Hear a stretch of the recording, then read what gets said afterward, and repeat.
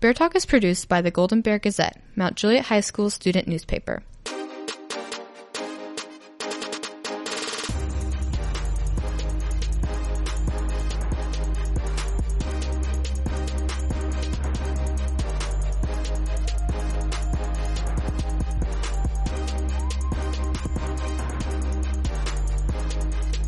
Welcome back to Bear Talk.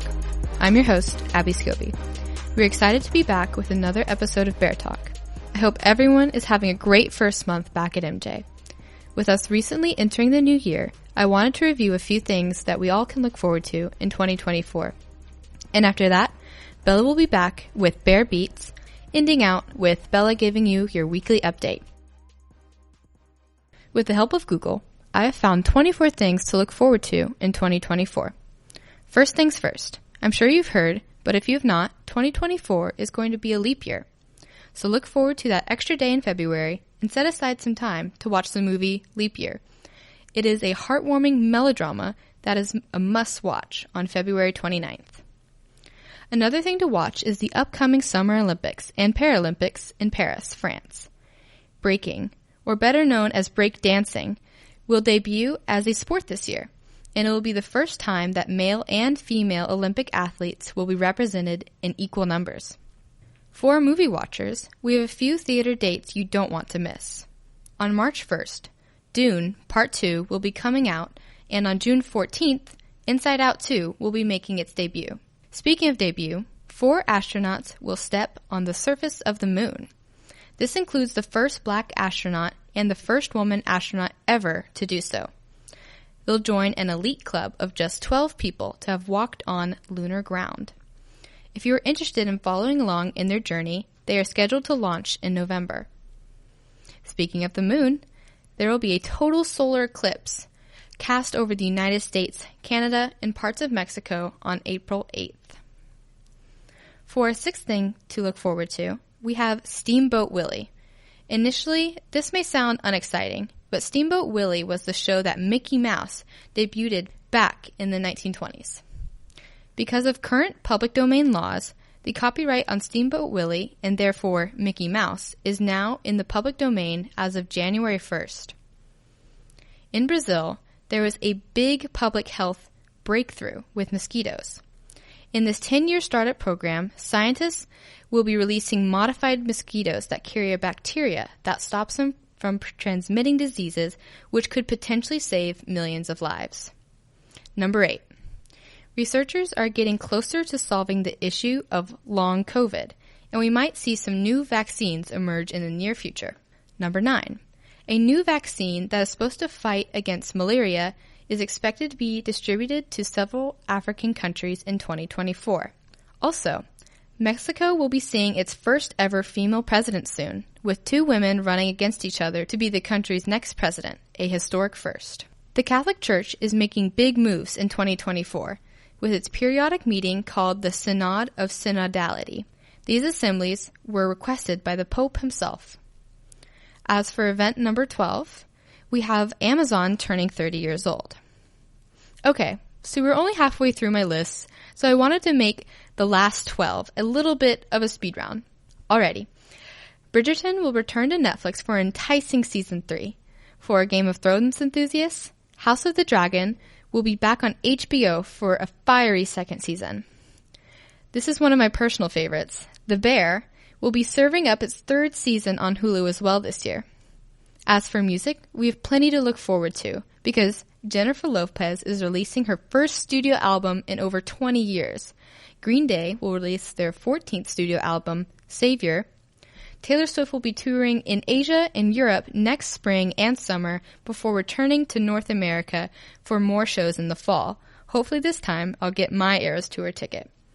Speaking of iconic tours, Billy Joel is touring, Stevie Nicks is touring, Blink-182 is touring, and Bruce Springsteen is touring all in 2024. George Strait and Chris Stapleton will also be hitting the stage together this year. And finally, number 24. Of all the things to look forward to in 2024, you might think it's a little silly or wholesome. But the new year brings a sort of psychological clean slate.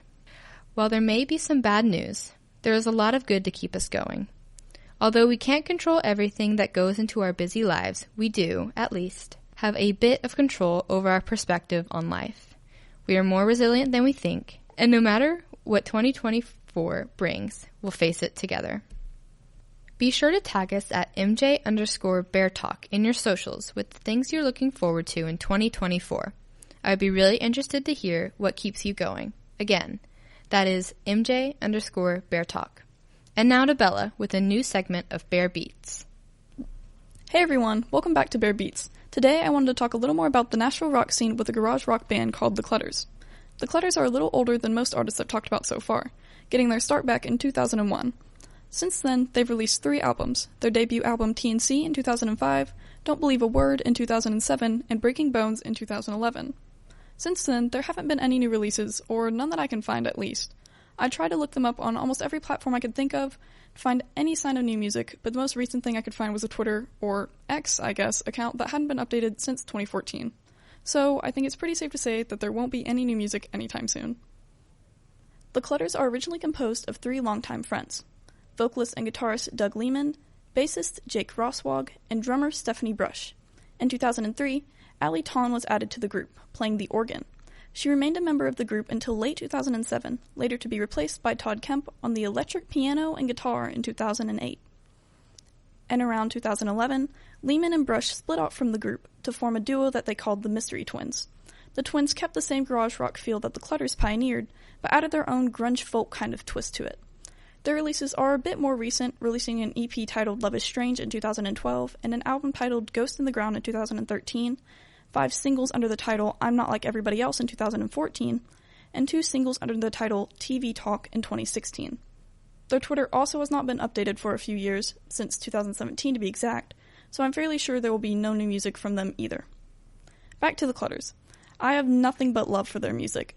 I listened to their first album TNC, and it's easy to say, I'm in love. I don't know any other words. I know I say good things about every artist I review, but they might just be my favorite yet. I may be biased given my love of garage rock, but we're gonna move on. The first song I listened to was the track titled Rock and Roll. Before knowing anything about the band, I thought this was gonna be a little play on words, like they were gonna name the track Rock and Roll and it would be like this mellow indie song that wasn't rock and roll. I was pleasantly surprised to find that I was wrong.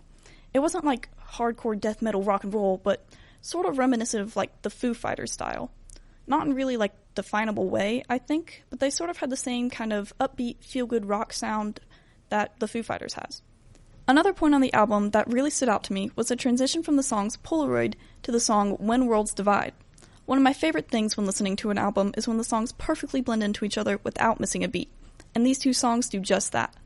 Polaroid ends with a rhythmic beeping, likely from tone on the organ, followed by one long beep that carries into When Worlds Divide. When that song starts, the background instrumentals pick up with a distinct guitar riff popping into the background. The organ fades away perfectly and then picks back up again later in the intro, and it sounds beautiful. Like it's actually seamless. It's kind of crazy. Overall, the Clutters are great. I know I've already said this, but I think they might just be my favorite band we've reviewed so far. If you want to give them a listen, I've put their album TNC in our Spotify playlist. You can find it by clicking the link in our Instagram bio at MJ_BearTalk. That's all for now. Thanks for listening. Before we drop our next episode, be sure to go give us a follow on Instagram at MJ_BearTalk. If you would like to hear us feature a topic or leave a news tip, drop it in our Dropbox outside of B118. Now for a few announcements. Seniors, make sure you order your graduation announcements and your cap and gown. See the link in Mr. Hill's weekly email for more information. The National Honor Society is currently accepting new and gently used prom, interview, and formal wear. Students have the opportunity to receive service hours for their donations. If you have any questions, please contact Miss Burton or Miss Ritchie.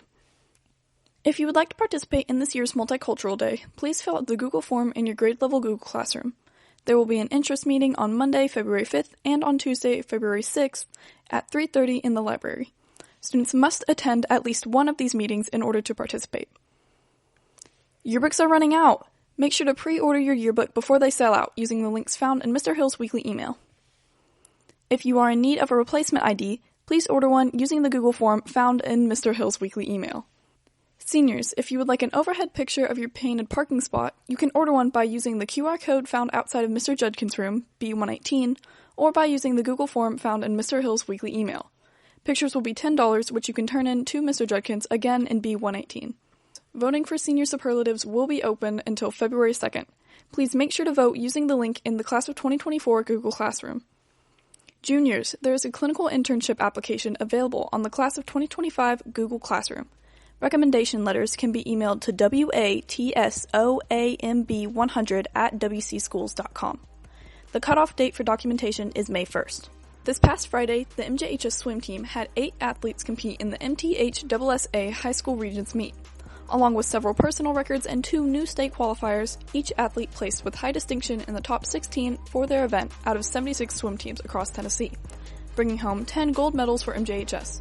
Congratulations, swimmers! That's all we have for now. Stay classy, MJ, and have a very great day!